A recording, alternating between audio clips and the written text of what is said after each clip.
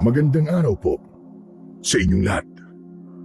Nais ko pong maging bahagi ng inyong channel, ang aking naging karanasan. Kaya minarapat ko pong ipadala ito sa inyo.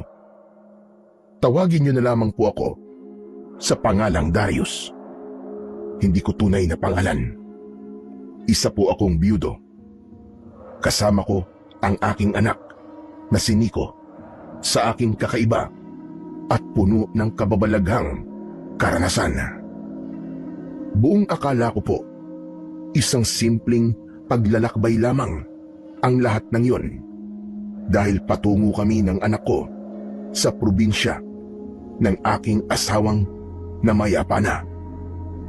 Naroon kasi ang kanyang libingan at nais naming balikan ng aming anak upang dalawin pagkatapos ng mahaba-habang panahon. Subalit, hindi namin inaasahan na ang paglalakbay na yon ay mapupuno ng hindi inaasahang pangyayari, dahil sa isang makitid na daan na hindi ko maubos maisip na ang dulo pala ay hiwaga at kababalagan. Simulan na po natin ang aking paglalahad. Tay, matagal pa po ba bago po maayos ang sasakyan natin? Malapit na pong dumilim ang paligid eh. Huwag kang mag-alala. Malapit na, anak. Konti na lang. Maayos ko na ang kotse natin. Bakit po kasi dito pa tayo nasiraan, Tay? Nakakatakot naman po ang lugar na ito. Puro matataas po na puno lang ang nasa paligid. Wala man lang po kahit isang tao ko nakikitang dumadaan sa lugar na to, Tay. Nakakakilabot po. Kanina ko pa din yan napapansin, anak. Naghihintay nga ako ng sasakyan dadaan sana dito para makahingi tayo ng tulong kahit papano. Pero ilang oras na eh. Wala pa rin ni isang sasakyan ang dumadaan. Hindi po kaya naligaw na po tayo, Tay? Ano po sa tingin nyo? Yun ang hindi ko pa din alam, anak. Matagal-tagal na din tayong hindi umuwi sa probinsyang ito ng nanay mo. Huling umuwi ako dito nung namatay pa ang nanay mo. 10 taon na yun, anak. Kasama ko pa ang Tito Arman mo nun. Paano po yan, Tay? Baka po dito na po tayo abutan ng dilim. Ano po kaya, Tay, kung maglakad-lakad na lang po muna tayo? Baka po ba yung mga bahay po tayo makita sa unahan ng kalsada pong ito? Pero paano ang sasakyan natin? Baka mamaya may magnakaw nito dito pag iniwan natin. Tay, paano po yan mananakaw? Hindi nga po umaandar, di ba? Baka tsap-tsapin nila kunin yung mga pwede nilang nakawin. Teka. Susubukan ko muna ulit paandarin. Kung hindi pa rin, saka tayo maglalakad-lakad. Ilang ulit kong pinaandar ang aking sasakyan. Subalit, ayaw talagang mabuhay ng makina nito. Nakapagtataka sapagkat hindi pa ito nasira ng ganito kagrabe. Saka ilang buwan pa lang ang nakakaraan nang mabili ko ang sasakyan. Kaya sigurado kong nasa kondisyon pa ito. Kaya nga, kampante akong ibiyahe ng malayo dahil maayos pa ang takbo nito. Subalit ngayon, hindi ko malaman kung ano ang naging sira at kung paano ko ito aayusin.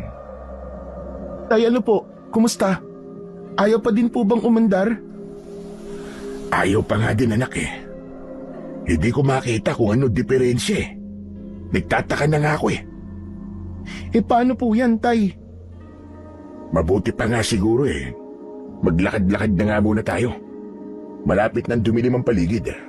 Bili ng Tito Arman mo ay huwag tayo magpapagabi sa daan dahil delikado raw. Pero, paano pong gagawin natin, Tay? Iniisip ko nga rin Hindi naman tayo basta makakaalis dito dahil wala tayong masasakyan. Maliban na lang kung may dumaang sasakyan dito at pasakayin tayo.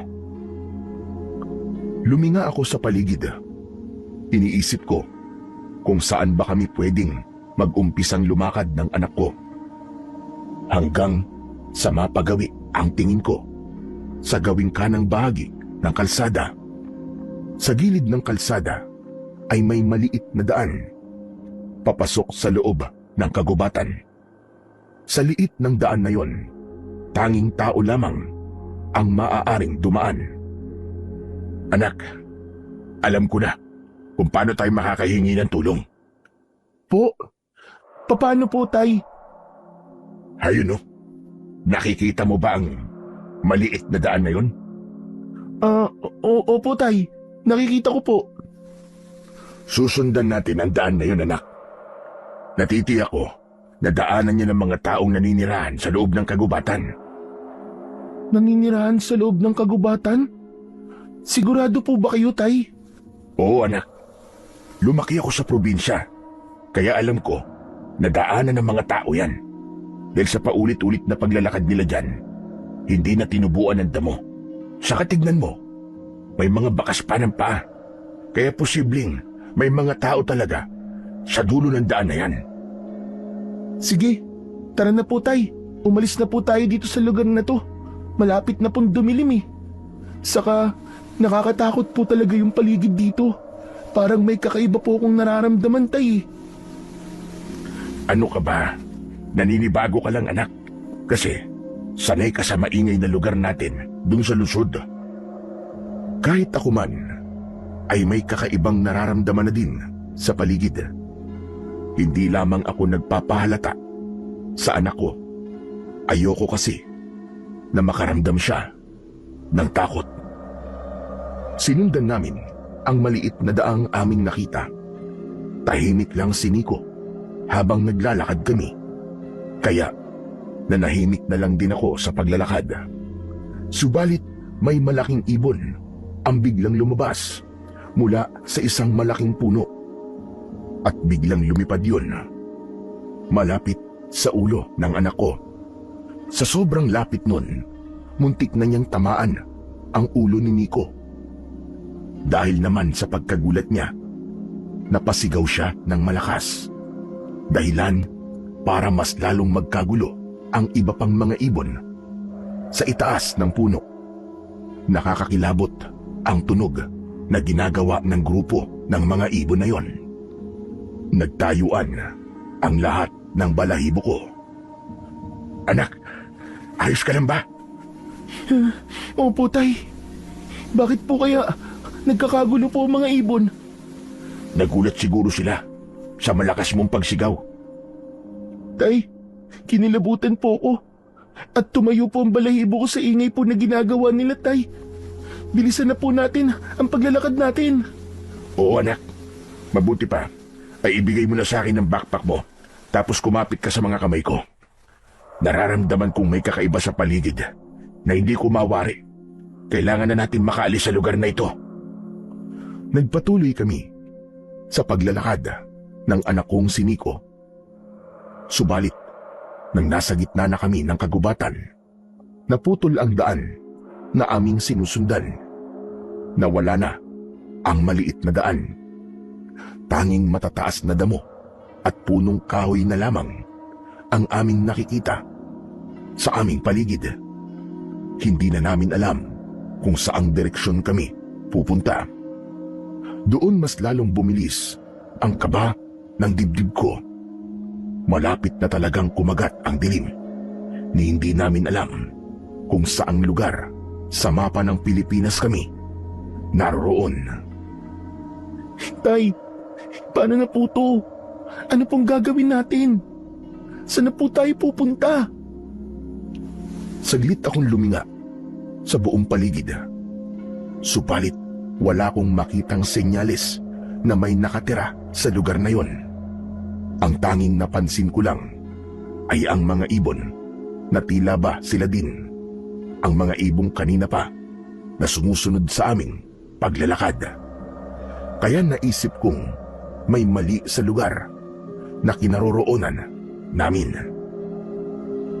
Ang mabuti pa, anak, bumalik na lang tayo. Mukhang mali ako dahil walang nakatira sa lugar na ito. Tara, Pero tay, ang layo na po nung nilakad natin eh. Saka aabutan na po tayo ng dilim sa daan. Isa pa po, may mga bakas ng paa ang daan na nilakaran po natin. Kanino po mga bakas ng paa na yun? Kung wala po palang nakatira dito, di po ba? Hindi ko din alam, anak. Baka talagang daanan lang ito ng mga tao, pero hindi sila naninirahan talaga sa gubat na to. Pero tay, bakit po kaya naputol ang daanan nila? Baka po may kahit isang kubo sila rito na kanila pong pahingahan. Anak, hindi naman tayo sigurado sa bagay na yan eh. Baka mas lalo tayo mapahamak kung magpapatuloy tayo sa paglalakad natin sa lugar na to. Baka may mamabangis na hayop ang nakatira dito, o kaya naman merong mga makakamandag na ahas. Tay, pwede po bang magpahinga muna tayo kahit saglit lang po? Napapagod na po talaga ako sa paglalakad eh. Ang sakit na po ng mga paa ko. Parang di ko na po maihakbang. Ganun ba? Teka. Sige anak. Uminom ka na rin muna ng tubig. Nasa loob ng bag. Habang nagpapahinga kami ng anak ko, hindi ko maiwasang tumingin sa aming paligid. Naupo kami sa isang nakatumbang kahoy sa lupa, malapit sa kinatatayuan namin. Napakatahimik ng lugar, kaya bigla kong nakaramdam ng kalungkutan. Naalala ko bigla ang asawa kong namatay. Hindi man lang niya naalagaan ang anak namin. Nawala siya ng maaga dahil sa isang sunog. Kaya nga, ipinangako ko sa harap ng puntod niya na aalagaan at mamahalin ko ng gusto si Nico. Kahit naabala pa ako sa negosyo namin. Sinisikap kong magkaroon ng oras para sa kanya. Hindi man ako perpektong tatay, sinikap kong maging mabuting ama para sa kanya. Ngayon nga ay 10 taon na mula nang mawala ang aking asawa. Umuwi kami dito sa probinsya upang dalawin ang puntod niya, sapagkat mula nang mamatay siya, ito pa lang ang unang beses na madadalaw namin siya. Naputol ang malungkot na alaalang yon nang biglang tumayo sa kinauupuan niya ang anak ko. Saka lumakad ito ilang hakbang sa gawing kanan namin. O Nico, bakit anak siya ka pupunta? Bumalik ka rito. Ngunit parang walang narinig si Nico. Nagpatuloy siya sa paglalakad, kaya tumayo ako mula sa aking pagkakaupo para sundan siya sa paglalakad. Patuloy lang siya sa paglalakad. Ilang metro rin ang layo ko sa kanya. Nakasunod lamang ako hanggang sa bigla siyang huminto na tila ba may tinitignan. Saka bigla siyang bumaling at tumingin sa akin. Sabay turo ng kanyang daliri sa bagay na kanyang nakita. Tay, tignan niyo po oh. May natanaw po akong usok sa banda ron. Ayun oh. Saan banda anak? Ayun po tayo. Doon po. Sa bandang una ng malaking puno na yun. Dumiretso lang po kayo ng tingin. Makikita niyo po ang usok. Halos hindi ko makita ang usok na sinasabi ng anak ko dahil sa papadilim na ang paligid. Halika tay. Dali, puntahan po natin. Baka po may mga nakatira po doon. O sige, mabuti pa nga anak. Dahil kung may usok, ibig sabihin may taong lumikha nun at tiyak na may nakatira. Tara na! Mabilis ang naging paghakbang namin ng anak kong si Nico. Sinundan namin ang usok hanggang sa tumambad sa amin ang isang maliit na kubo. Mula sa loob ng bahay, ang usok na aming nakita. Hindi na ako nagdalawang isip pa. Agad akong kumatok sa pintuan ng kubo. Ngunit nakailang katok na ako. Wala pa ding nagbubukas ng pinto. Nakaawang ng bahagya ang pinto ng kubo. Kaya naisipan kong itulak yon upang bumukas ng gusto. Tao po. Tao po. Pasensya na ho kayo. May tao po ba rito? Tay, parang wala po yatang tao. Imposible yan, anak. May usok tayo nakita sa labas eh. Ibig sabihin, may tao sa loob ng bahay na to. At baka nagluluto. Tay, kung meron man po, bakit po kaya walang sumasagot sa atin? Tay, ano po kaya kung pumasok na po kaya tayo? Baka po kasi hindi niya tayo naririnig eh. O sige. Mabuti pa nga, anak. Hinawakan ko ang pintuang gawa sa kawayan na natatabingan ng lumang sako. Mas iniawang ko pa ang pagkakabukas ng pinto. Sapat na awang yun upang makapasok kami sa loob ng kubo. Nilinga namin ang buong paligid, ngunit wala kaming nakitang tao. Hanggang may naramdaman ako na matalas na bagay na bahagyang tumusok sa aking likuran. Nanginig ang tuhod ko sa takot. Sino kayo? Bakit kayo pumasok sa loob ng bahay ko? Sandali lang, Manong. Huwag niyo po kami sasaktan ng anak ko. Naliligaw lang po kami dito sa kagubatan. Kailangan po namin ng tulong. Kaya po kami narito sa bahay niyo. Hindi ako naniniwala sa inyo. Ipinadala kayo ng mga kampo ng demonyo sa bahay ko para ako ipatayin. Maniwala ho kayo, Manong. Naligaw lang po talaga kami ng anak ko. Nagsasabi po kami ng totoo. Totoo po yun, Lolo. Kaya, huwag niyo pong saktan ng tatay ko. Mga sinungaling! Mamatay ka na ngayon! Kampo ng demonyo! Teka, sandali lang ho. Hindi po kami masamang tao, maniwala ho kayo. Pero pag-aas kayo basta na lamang pumasok sa aking bahay. Paumanhin po, Tatang. Pero wala kami masamang pinaplano rito. Naligaw lang po talaga kami. Yun po ang totoo. Hindi ako naniniwala sa inyo. Nang akmang itatarak na ng matandang lalaki ang patalim sa leeg ko, ipinikit ko ang aking mata.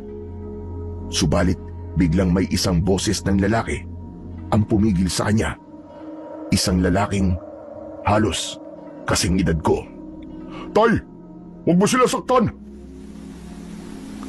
Dahil sa pagpigil na yon ng isa pang lalaking dumating, hindi natuloy ang tangka ng matandang lalaki sa akin. Bakit mo ako pinipigilan, anak? Paano kung ipinadala sila ng mga kaaway natin dito? Maniwala ho kayo sa amin, Tatang. Hindi po kami kaaway. Oo nga po. Naligaw lang po talaga kami dito, Lolo. Maniwala po kayo sa amin. Tay, nagsasabi sila ng totoo. Mga dayo silang napadpad sa lugar natin. Nakita ko ang sasakyan nila sa tabing kalsada. Isa pa, tignan niyo po mga damit nila. Maayos at mukhang may sinasabi sa buhay. Kaya natitiyak ko pong hindi sila ipinadala dito ng mga kaaway natin. Pinagmasdan ako ng matandang lalaki na nasa harap ko. Sinuyod niya ako ng tingin mula ulo hanggang paa. Pagkatapos nun ay sa kanya ibinaba ang patalim na hawak sa mesang katabi lamang niya. Doon ay biglang lumuwag ang aking paghinga. Buong akala ko ay katapusan ko na talaga ng mga sandaling yon. Saka lumapit ang lalaking kararating lamang. Sa aking tansya ay hindi nga magkalayo ang edad namin. Subalit malaki at brusko ang katawan nito. Maaaring dahil sa hanap buhay nila. Ayos lang ba kayo? Oo, ayos lang kami. Ako nga pala si Darius. At ito naman ang anak ko na si Nico. Taga Maynila po kami. Ako naman si Ramon. Siya naman ang tatay ko. Mulong ang pangalan niya. Pasensya na kayo. Muntik na kayo masaktan ng tatay ko kanina. Pasensya na din po kayo. Pumasok po kami dito ng anak ko na walang pahintulot sa kubo niyo.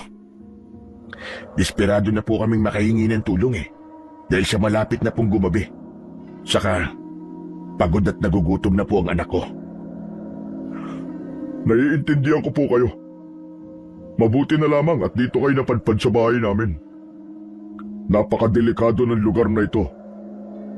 Kung hindi kayo napadpad dito sa amin, malamang ay ginawa na kayong hapunan ng mga halimaw. Teka ho. Ano pong halimaw ang sinasabi niyo? Ano pong ibig niyo sabihin? Hugad ng aswang ang lugar na ito. Kaya hindi kayo pwedeng pakalat-kalat sa kagubatang ito. Hindi ko maintindihan kung maniniwala ba ako sa sinasabi ng mga kausap ko ngayon. 40 anyos na ako. Pero kahit isang beses ay hindi pa ako nakakita ng aswang. Subalit ang mga kaharap ko ngayon ay pinatutotohanan ang mga nilalang na yon. Mukhang hindi ka naniniwala sa sinasabi namin sa iyo, Amang. Mangyaring hindi po kasi kapanipaniwala, Tatang. Ayos lang.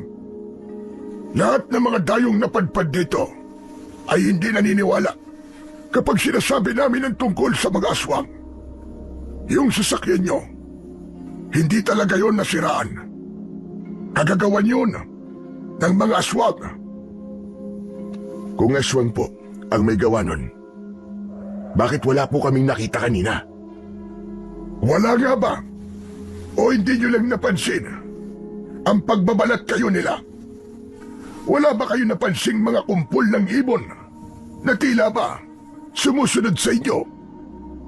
Bigla kong naisip ang sinabing yon ng matandang si Mang Mulong. Naalala ko bigla ang maraming ibon na nakasunod sa amin kanina. Tay, di po ba maraming ibon po ang nakasunod sa ating kanina?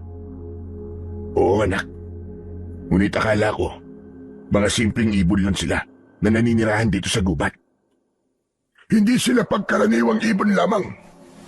Sila ay mga aswang na nasa anyong ibon. Pero wala naman po silang masamang ginawa sa amin ng anak ko. Tama ka. Dahil hindi sila basta umaatake, lalo na't nasa inyo ng mga ibon sila. Kundi sinusundan nila ang bawat galaw nyo. Naghihintay na abutan kayo ng gabi sa daan. Kapag nasa gitna na kayo ng kadiliman, saka magbabago kanilang anyo. At pagkakataon na nila yon para atakihin kayo. Pero malas lang nila dahil dito kayo napadpad sa bahay ko. Kung totoo po sila sabi nyo, bakit po dito sa lugar na ito kayo nakatira? Bakit po sa pugad ng mga aswang ang napili niyong tirahan? Yun ay dahil itinilaga ko na ang aking sarili sa isang misyon. Isang misyon? Ano pong misyon yun? Ang iligtas sa mga taong napapadpad sa lugar na ito laban sa mga aswang. Dahil hindi ako makakapayag na may mga inosenteng tao pa ang mapatay ng mga kampon ng demonyo. Ibig niyong sabihin kayo ang nagliligtas sa mga katulad namin na naliligaw dito sa gubat? Tama ka, Darius. Dahil ang nais kong tulungan ang mga taong naliligaw. Napakabuti po pala ng inyong puso, Mang Mulong. Base sa pagkakapaliwanag ni Mang Mulong, ay kumbinsido kong nagsasabi siya ng totoo. Humanga rin ako sa kanyang ginagawa dahil iniisip niya ang para sa kabutihan at kaligtasan ng ibang tao. Hindi ko lang talaga mapaniwalaan na totoo talaga ang mga aswang.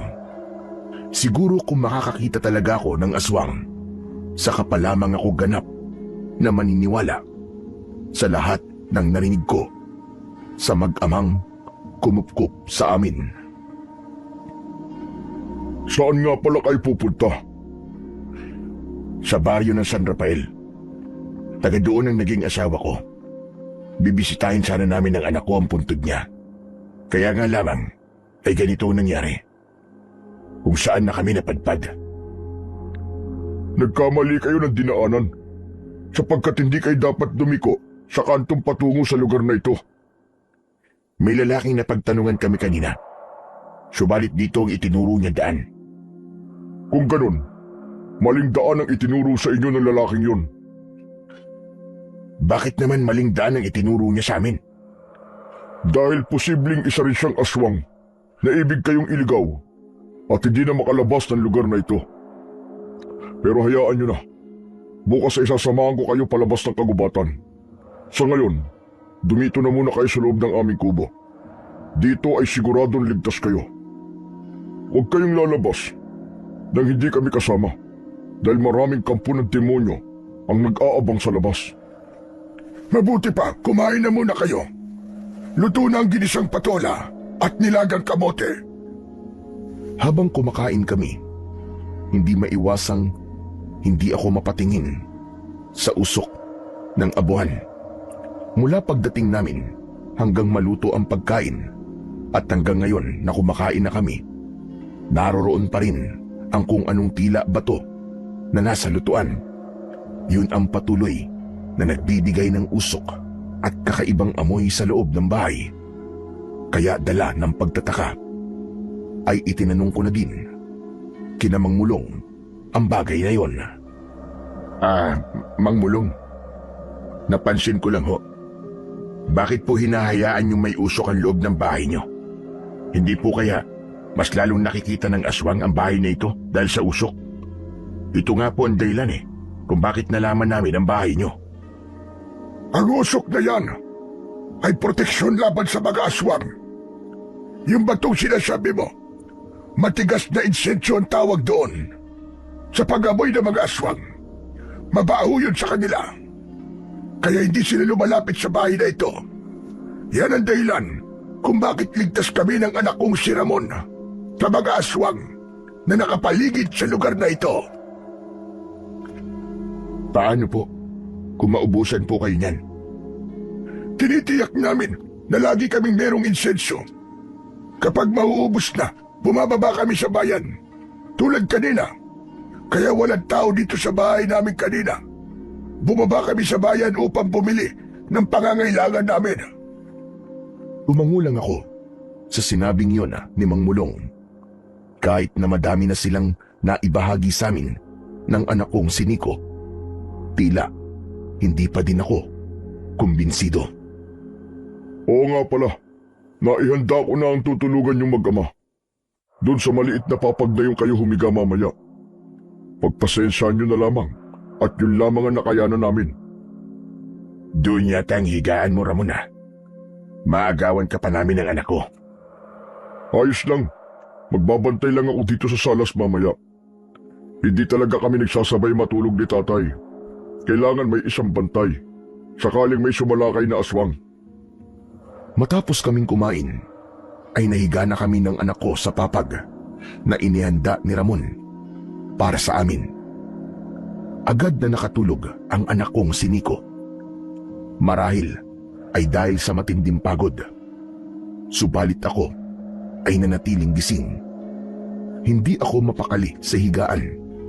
May mga bumabagabag sa isipan ko hanggang sa maalala ko si Nanay Susan, ang ina ng namatay kong asawa. Ang usapan namin ay aantayin niya kami ng anak ko sa bayan. Pagkatapos ay magkasama na kaming tutungo sa baryo ng San Rafael. Subalit hindi na kami nakarating sa bayan. Heto nga, at naligaw na dito sa kagubatan. Bumangon ako sa papag na higaan. Saka kinuha ko ang bag. Mula sa loob nito ay inilabas ko ang telepono ko. Tatawagan ko sana si Nanay Susan. Subalit walang kasignal-signal. Kaya lumabas ako sa salas. Naabutan ko si Ramon na nakatulog na sa mahabang upuang naroon. Tumingin muli ako sa aking telepono. Subalit wala pa din akong signal. Kaya naisipan kong magtungo malapit sa may pintuan ng bahay. Doon, nakasagap ako ng konting signal. Subalit nawala din kagad. Naisip kong lumabas ng bahay. Ngunit nagtatalo ang isip ko kung gagawin ko ba yun o hindi. Naisip ko ang lahat ng mga sinabi ni Mang Mulong at Ramon, ang tungkol sa mga aswang. Subalit na naig ang pag-aalala ko para kay Nanay Susan. Baka kasi hanggang sa mga oras na yon ay nag-aantay pa din siya sa amin ni Nico. Lumabas ako ng pintuan, saka itinaas ko ang telepono ko upang makasagap ng kahit konting signal. Ngunit sadyang napakahina dahil isang bar lang ang nasasagap nito. Kaya lumakad pa ako ng konti, papalayo sa pintuan ng bahay. Nagkaroon ng signal, ngunit nawawala pa rin. Kaya humakbang ako ng isa pa, hanggang sa hindi ko namalayan na nakalayo na pala ako sa bahay ni Mang Mulong. Habang itinataas ko ang aking telepono, isang malaking ibon ang nagtangkang dagitin ito, subalit hindi niya nakuha. Kaya nahulog lamang yun sa lupa. Dahil sa madilim ang buong paligid, hindi ko na makita kung saan nahulog ang telepono ko. Halos pagapang na ako sa lupa, pero hindi ko pa din yun matagpuan. Natataranta na ako ng mga pagkakataong yun. Kinakabahan at natatakot na din ako. Iniisip kong bumalik na lang ng bahay. Subalit hindi ko na alam kung saan direksyon ako lalakad. Hanggang sa muling lumipad sa ulunan ko ang malaking ibon. Dinagit niya ako at inilipad papaitaas. Dahil sa tayog ng lipad niya ay nawalan ako ng malay. Ang sumunod na nangyari ay hindi ko na alam. Nagising na lamang ako na nakahiga sa maliit na papag sa isang kwarto ng bahay. Hindi yun bahay ni Mang Mulong. Mula sa labas ng bahay ay narinig ko ang boses ng isang babae. Hindi malinaw kung ano ang sinabi niya, subalit natitiyak kong may kinalaman yun sa akin. Hanggang sa bumukas ang pinto ng kwarto na kinaroroonan ko. Gising ka na pala. Kumusta na ang pakiramdam mo? May masakit ba sa iyo? Sino ka? Anong lugar ito? Ako si Buday. Narito ka sa tribo namin. Nakita kong inilipad ka ng malaking ibon kagabi. Kaya naman iniligtas kita. Kung hindi kita nailigtas, tiyak na ginawa ka naghapunan ng mga aswang kagabi. Kung ganun, aswang ang dumagit sa akin kagabi. Tama ka. Aswang yun na nag-aan yung malaking ibon. Nagsaboy ako ng asin sa paligid ng aming bahay nang makita ko malaking ibon. Tangay kanya gamit ang matutulis niyang kuko. Kaya dali-dali kong kinuha ang sibat ko para sibatin siya. Nagawa ko siyang sugatan. Kaya naman nabitiwan kanya. Sumabit ka sa malaking sanga ng puno bago tuluyang bumagsak sa lupa na wala pa ring malay. Kaya pala masakit ang buong katawan ko ngayon. Lalo na ang likod ko. Salamat sa pagtulong mo sa akin. Kanina pa tayo magkausap. Subalit hindi ko pa alam ang pangalan mo, Amang. Darius ho ang pangalan ko.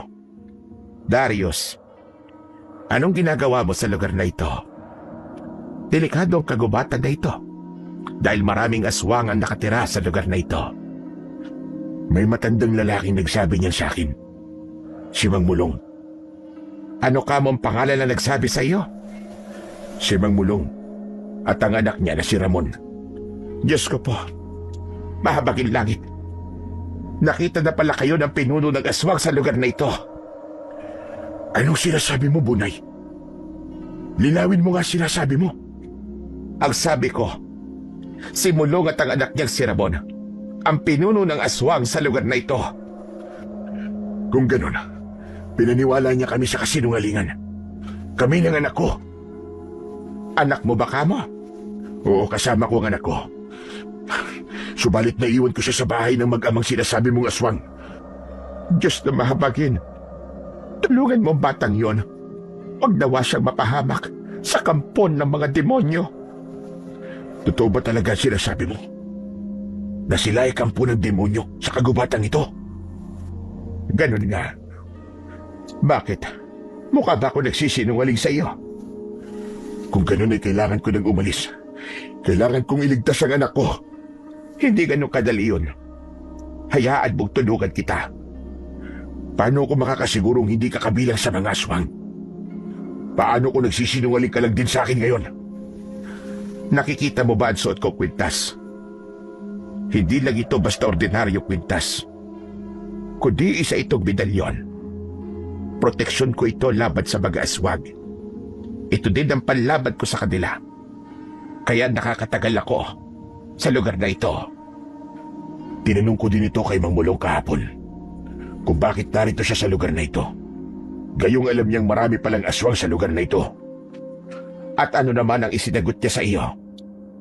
Misyon daw niya ang magligtas ng buhay laban sa mga aswang. Eh ikaw, anong sagot mo sa tanong na yun? Patunayan mo sa akin ngayon na hindi ka isa sa kanila. 10 taon daw nakakaraan. Pinatay ng aswang ang kapatid kong babae. Dadalhin sana namin siya sa ospital para doon manganak. Subalit nasiraan kami ng sasakyan sa tabing kalsada sa lugar din ito. Dahil sa nangyari, hindi na nakaabot ng ospital ang kapatid ko. Sa sasakyan na siya inabutan ng pagkaganak. Habang nanganganak ang kapatid ko, may mga sumalakay na aswang. Mabuti na lamang matapang siya.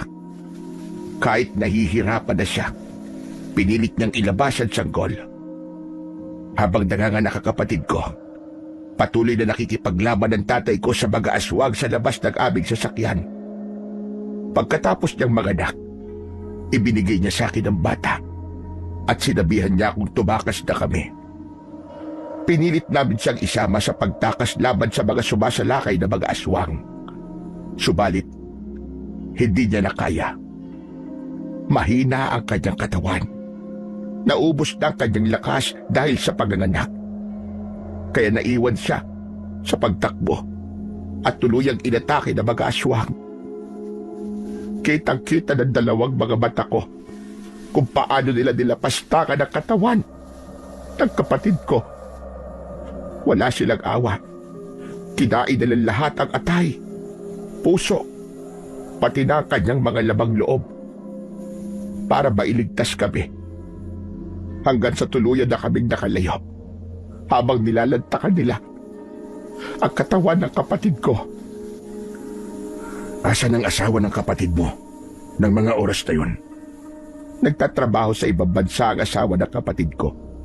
Ni minsan ay hindi namin nakilala ng personal sapagkat sa abroad na sila nagkakilala ng kapatid ko at naging asawa niya. Doon na din sila nagpakasal. Nang mabuntis ang kapatid ko, umuwi siya dito sa Pilipinas. Naiwan ang asawa niya sa abroad. Ano nangyari sa batang isinilang niya? Nasaan na siya ngayon? Nasa poder na siya ng kanyang ama ngayon. Minabuti naming ibigay sa kanya dahil alam naming mas maaalagaan siya nito. Ilang buwan na ang sanggol nang ibigay niyo sa kanyang ama? Teka nga, bakit ba ang dami mong tanong? Sagutin mo na lang ako. Pakiusap. 5 buwan na ang bata nang ibigay namin siya sa kanyang ama. Sa pamamagitan ng pinsan naming nagtatrabaho sa Maynila. Ipinadala namin ang sanggol sa kanya. Mula noon, ay hindi na kami nagkaroon ng komunikasyon. Maliban na lang nung umuwi si Kuya Arman nung nakaraang buwan. Tinabi niya na nais daw dumalaw ng pamangking ko dito sa lugar namin. Kung ganun, kasinungalingan ng libing ng asawa ko. Ang sabi niyo noon ay nasunugan kayo at doon sa sunog na yun siya namatay. Kaya hindi na maaaring buksan ang kabaong niya dahil nakakaawa ang nangyari sa kanya. Kahit masakit sa loob ko noon, matapos ang libing niya, umalis din ako agad dahil sa trabaho ko. Iniwan ko ang anak ko sa inyo dahil kailangan kong tapusin ang kontrata ko sa employer ko noon. Teka, Sino ka ba? Ako si Darius. Naasawa ng kapatid mo si Merla. Si Herman na pinsan niyo nagbigay sa akin kay Nico. Pagbalik ko galing abroad, nung 5 buwang gulang pa lamang siya. Hindi mo na ba talaga ako natatandaan? Isang beses lang tayo nagkita. Nung libing lang ni Ate Merla. Pasensya ka na kung hindi kita nakilala, Darius. Ganun pala kalupit ang pinagdaanan ng asawa ko sa kamay ng mga aswang sa lugar na ito. Kaya nga, nabuhay akong tinutugi sa mga aswang. At hinding-hindi ako titigil hanggat hindi ko sila napapatay. Napakagaling nila dahil nabilog nila ang ulo ko. Napaniwala nila ako sa mga kasinungalingan nila. Lalo na sa mga bait-baitan nila. Ngayong hawak nila ang anak ko. Kailangan na natin kumilos, Bunay. Tulungan mo akong iligtas ang pamangkin mong si Nico. Hindi tayo pwede magpadalos-dalos. Kailangan natin planuhin mabuti ang susunod nating mga hakbang. Pero paano ang anak ko? Baka mapahamak na siya kung hindi pa tayo kikilos ngayon. Mamayang gabi, Darius. Pupunta tayo sa bahay nila. Bakit mamayang gabi pa? Hindi ba pwede ngayon na? Baka sinasaktan na nila ang anak ko. Makinig ka sa akin kung ayaw mo lalong mapahamak si Nico. Wala akong nagawa, kundi ang sumunod sa kagustuhan ni Bunay. Isa pa, natitiyak kong alam niya ang kanyang gagawin dahil siya mismo ay matagal nang lumalaban sa mga aswang. Kinagabihan, nagmanman kami sa bahay ni Namang Mulong at Ramon. Nagtago kami sa malaking puno paharap sa pinto ng bahay. Mula sa konting awang ng pinto, nakita kong nakaupo ang anak ko sa salas ng bahay. Nakahinga ako ng maluwag at laking pasasalamat ko dahil buhay pa ang anak ko. Ano pang hinihintay natin dito? Bakit hindi pa tayo lumapit sa bahay?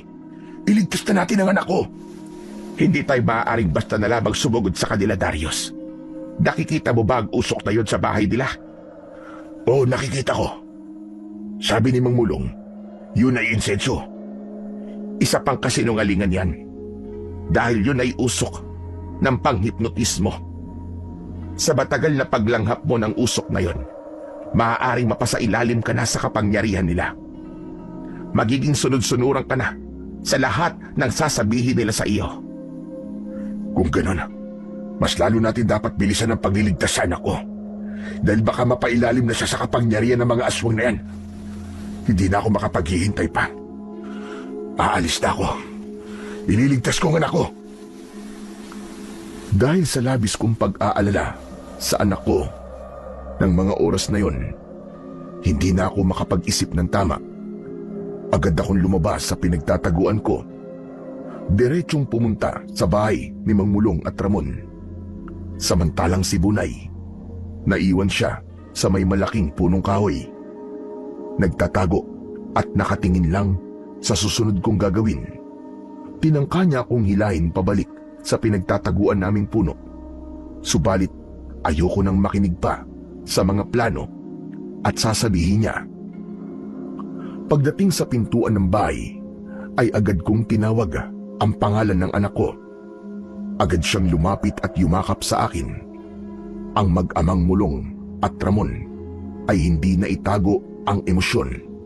Kitang-kita ko ang pagkagulat sa mga mukha nila. Tay, akala ko po napahamak na po kayo eh. Sabi po kasi ni Mang Ramon, nahulog ka daw po sa bangin. Hindi anak, ligtas ako. At eto't buhay na buhay. Kaya nga aalis na tayo sa lugar na ito. Babalikan na natin ang sasakyan natin sa tabing kalsada. Maraming salamat po sa inyo, Mang Mulong at Ramon, sa pagtanggap sa amin ng anak ko. Nagpanggap ako sa harapan nila na hindi ko pa alam ang totoong pagkatao nila. Ganun na lang ba yun, Darius? Halos ibiwis ko ang buhay ko sa pagliligtas sa'yo. Tapos aalis na lang kayo kagad nang parang walang nangyari. Kaya po ba may sugat ang dibdib nyo? Ay dahil po sa pagliligtas nyo sa akin? Oo. Tumama ako sa malaking sanga ng kahoy. Dahil sa tulis ng sanga, bumaon yun sa dibdib ko. Sa sandaling ito, gusto ko na siyang kumprontahin. Subalit inisip ko ang anak ko. Baka kapag ginawa ko yun, mas lalo kaming mapahamak. Kaya sumakay na lang ako sa palabas nila. Kung ganun, maraming salamat po talaga sa pagliligtas niyo sa akin. Utang namin sa inyo ang buhay namin. Subalit, kailangan na talaga naming umalis. Sinong aalis? Mula sa likuran ko ay narinig kong nagsalita ang matandang si Mang Mulong. Sa pagkakataong ito, nakaramdam na ako ng kakaibang kaba. Aalis na po kami ng anak ko, Mang Mulong. Nahihiya na po kami sa inyo. Kaya ayaw na po naming makaabala pa sa inyo. Maaari bang dumito na muna kayo sa bahay habang kumukuha ako ng halamang gamot para sa sugat ng anak ko? Subalit nagmamadali na po kami, Mang Mulong. Hinihintay na po kami ng pamilya namin. Kahapon pa po sana kami nakarating sa San Rafael. Hindi mo ba kayang pagbigyan ng kahilingan ko kapalit ng pagtulong ko sa inyo? Pero Mang Mulong, ganito pala talaga kasama ang mga tao. Matapos matulungan, mabaliwalain ka na lang. Hindi naman po sa ganun, Mang Mulong. Kailangan lang po talaga naming umalis ng anak ko. Tay, pagbigyan na po natin si Mang Mulong. Saglit lang naman po yata siyang mawawala eh. Pasasalamat na din po natin sa pagliligtas ni Mang Ramon sa inyo. Hindi mo naiintindihan, anak. Talagang kailangan na natin makaalis sa lugar na ito.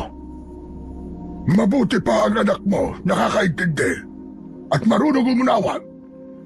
Pero ikaw na ama niya, Darius. Tila wala kang puso sa mga tumulong sa inyo. Sige po. Umalis na po kayo. Humanap na kayo ng halamang gamot. Aantayin na lang po namin ang pagbabalik ninyo. Saka kami aalis ng anak ko. Sinakyan ko ang palabas ng mag-ama. Naisip kong mainam nang umalis na muna ang matandang aswang para malaya kaming makatakas ng anak ko. Matapos makaalis ni Mang Mulong, pumasok sa kwarto si Ramon, saka nahiga doon. Nang sa tingin ko ay may ilang minuto nang nakakaalis ang matandang lalaki, doon ko na inaya ang anak ko para lumabas sa bahay. Halika na, anak. Umalis na tayo sa lugar na ito. Sandali lang po, Tay. Paano po si Mang Ramon at si Lolo Mulong? Saka ko na ipapaliwanag sa'yo. Bilisan mo na. Umalis na tayo. Tay, ano po ba kasing nangyayari? Bakit po ba parang may kinatatakutan po kayo? Wala, anak. Kaya huwag ka nang marami pang tanong. Halika na. Umalis na tayo. Nang akmang lalabas na kami ng pinto ng bahay, saktong labas ni Mang Mulong sa pinagtataguan niya, doon ko lang napagtanto na hindi talaga siya umalis ng bahay. Nakaabang lang siya sa aming mga gagawin. Kaya gulat na gulat ako nang paglabas namin ng pinto ay naroroon siya. Matalim ang tingin sa amin. Saan kayo pupunta? Takbo na tayo, anak! Takbo! Sapagkat walang alam ang anak ko sa mga nangyayari, hindi siya tumakbo. Kahit na sinabi kong sabay kaming tumakbo, naiwan siya sa kinatatayuan niya. Yun ang pagkakataong sinamantala ni Mang Mulong. Nilapitan niya ang anak ko, saka hinawakan ang leeg. Bitiwan mo ang anak ko! Bitiwan mo siya! Alam mo na, ang totoong katauhan namin ng anak ko. Nakita ko kayo kanina. Nagmamanman kayo dito sa kubo namin. Pakawalan mo ang anak ko, demonyo ka. Hindi ko siya pakakawalan. Kailangan ko siya sa mga plano ko. Huwag ang anak ko. Pakiusap. Ako na lang ang kunin mo. Ibis na siya. Basta pakawalan mo lamang ang anak ko. Hindi maaari. Mas kailangan ko ang batang ito kaysa sa'yo. Dito na lumabas si Bunay sa kanyang pinagtataguan. Saka iniamba ang kanyang sibat paharap kay Mang Mulong. Bitiwan mo batang yan. Kung ayaw mong patamaan kita ng sibat ko. Ikaw na naman, babaeng pakilamera. Hindi ka talaga tumitigil sa kakasunod sa amin ng anak ko. Hindi ako titigil hanggat hindi kita napapatay, demonyo ka. Tayo na mga masasamang aswang na pumatay sa kapatid ko. Hindi mo ako mapapatay kahit na ano pa ang gawin mo. Dahil makapangyarihan akong aswang. Kaya kong patayin ka. Kaya ihanda mo ang sarili mo sa kamatayan. Pagtapos ng salitang yun ni Bunay, kinalabit na niya ang kanyang sibat. Tumama yun sa balikat ni Mang Mulong. Halos hindi ako humihinga ng mga oras na yun dahil natatakot ako para sa kaligtasan ng anak ko. Isang mintis lamang ni Bunay ay maaaring ang anak ko ang tamaan niya. Sunod-sunod ang ginawa niyang pagtira ng sibat. Yun ang naging dahilan para mabitiwan si Nico. Nico anak, halika na! Tumakbo ka na rito papunta kay tatay! Bilisan mo! Sumunod ang anak ko sa sinabi ko. Subalit nang nasa gitna na siya, patungo sa aking kinatatayuan, tinawag ni Mang Mulong ang pangalan niya. Dahil dun, tumigil ang anak ko sa pagtakbo. Muling humarap sa matandang aswang. Saka lumakad si Nico pabalik sa kanya. Nico anak, bumalik ka dito! Huwag ka sumama sa kanya! Nico anak, bumalik ka dito! Bunay, tirahin mo ulit na si Bata matandang aswang! Bilisan mo! Ginamit muli ni Bunay ang kanyang sibat. Subalit dahil siguro sa kaba, ay hindi niya napatamaan ang matandang lalaki. Hanggang sa makita namin, natangan na muli ng matandang aswang, si Nico. Nico, halika rito! Bumalik ka dito kay tatay! Ano ba, Bunay? Patamaan mo siya! Ito na nga ginagawa ko. Huwag mo ko sigawan dahil lalo ko natataranta. Bilisan mo! Papasok na sila sa loob ng bahay! Bago pa maikisa ni Bunay ang sibat, nakapasok na ang matandang aswang na si Mang Mulong sa loob ng kanyang bahay, kasama ang aking anak. Lalapit sana kami sa kinaroroonan ng bahay nang biglang may kung anong madilim na usok ang bumalot sa amin, hanggang sa unti-unti akong nakaramdam ng hilo at bumagsak sa lupa. Nagising akong nasa tabi na ni Bunay. Nawalan din pala siya ng malay katulad ko. Nilinga ko ang buong paligid. Hindi ito ang lugar kung saan kami nakipaglaban kay Mang Mulong. Kaya ginising ko na din si Bunay ng mga sandaling yon na wala pa ring malay. Bunay! Bunay, gumising ka! Bunay! Bunay! Nakailang yugyug ako sa katawan niya bago nagmulat ng mga mata niya si Bunay. Nang nagmulat din siya ng mata, ay agad din niyang nilinga ang buong paligid.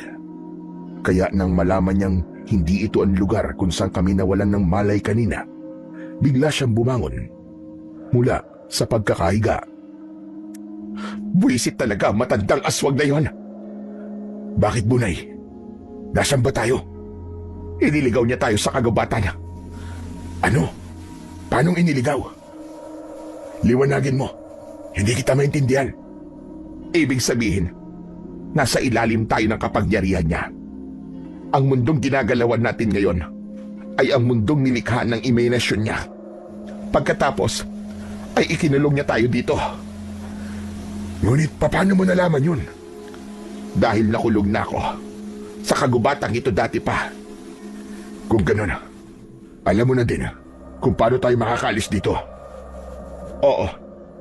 Kaya lang ay ano, Bunay? Diretsahin mo na ako. Kaya lang, para makaalis tayo sa lugar na ito, kailangan ay may magbuwis ng buhay. Anong sinabi mo? Ibig sabihin, kailangan may mamatay muna bago tayo makaalis sa kapangyarihan ng aswang na yun na kumukontrol sa lugar na ito. Tama ka, Darius. Nakatakas ako dati dahil ibinuwis ng tatay ko ang buhay niya para sa akin. Wala na bang ibang paraan? Ang magbuwis ng buhay ang isa sa atin. Yun lang ang tanging paraan. Kailangan mamatay ang isa sa atin. Hindi ako papayag na mamatay ng ganito lang. Kailangan pa ako ng anak ko. Sinasabi mo bang ako lang ang dapat magbuwis ng buhay sa ating dalawa? Hindi naman sa ganun. Ang ibig ko sabihin, kailangan ko mabuhay dahil kailangan pa ako ng aking anak. Pareho lang yon. Teka nga, ikaw ang may kasalanan kung bakit narito tayo sa ganitong sitwasyon. Dahil hindi ka nakapagpigil sa emosyon mo. Nagpadalos-dalos ka ng kilos. Ano nangyari? Di ba sinabi ko na sa'yo kanina na planuhin natin mabuti kung anong gagawin natin? Pero anong ginawa mo? Sumugod ka nang hindi ka nag-iisip. Natahimik ako ng oras na yun. May katotohanan naman kasi ang sinabi ni Bunay. Kasalanan ko talaga ang lahat. Pasensya ka na. Nag-alala lang talaga ako sa anak ko. Ano pa nga ba magagawa natin? Nandito na tayo sa sitwasyon na ito. Kaya dapat ay magtulungan na lang tayo kung paano tayo makakaalis sa kapangyarihan ng masamang aswang na yon. Mabuti pa ay ikutin natin ang kagubatan ito. Baka sakaling may mahanap tayong paraan para makaalis tayo rito. Ito ang mundo ng pagkaligaw na likha ng mga aswang. Kaya tiyak na mahihirapan tayong makaalis sa lugar na ito. Subukan pa rin natin. Manalig tayo sa Panginoong Diyos. Dahil kahit gaano pa kasama ang gawin ng mga kampo ng kadiliman, kaya niya tayong pangalagaan at iligtas. Nagpasya kami ni Bunay na ituloy ang planong paglalakad. Subalit kahit anong gawin namin, wala kaming mahanap na paraan kung paano kami makakaalis sa lugar na yon. Nagpaikot-ikot lang kami sa kagubatan, subalit bumabalik lang kami kung saan kami nagsimula. Habang nakaupo kami ni Bunay sa malaking bato upang magpahinga, may tinig kaming narinig. Pinakinggan naming maigi yun. Ang boses ay parang galing sa ilalim ng lupa. Boses yun ng matandang aswang na si Mang Mulong. Hindi na kayo makakaalis sa lugar na yan. Habang panahon na kayong makukulong sa kapangyarihan ko. Hayop ka! Gagawa kami ng paraan para makatakas dito. Pag nangyari yun, ako mismo papatay sa'yo. Talaga? Kaya mo akong patayin? Wala kang nagawa para iligtas ang anak mo sa akin. Huwag mong sasaktan ang anak ko, demonyo ka. Huwag mo siya sasaktan. Sa gayon, ligtas ang anak mo. Dahil inihahanda ko siya para sa kasiyahan aming gagawin. Para sa kabilugan ng buwan. Bakit? Anong gagawin mo sa anak ko?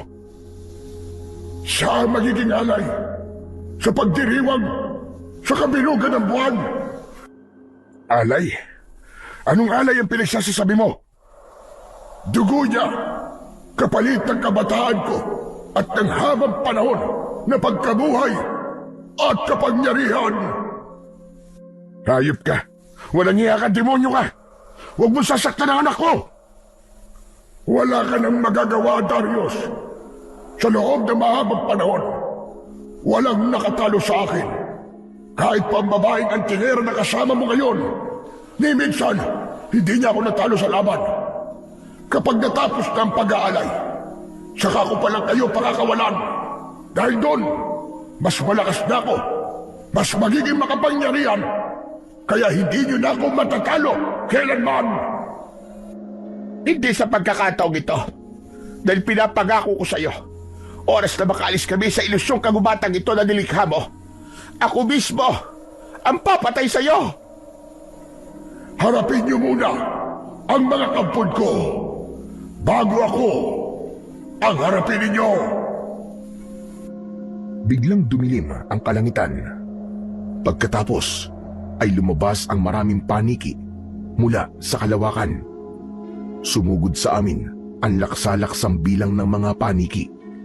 Kahit anong pag-ilag ang aming gawin, tinatamaan pa din kami ng kanilang mga kuko.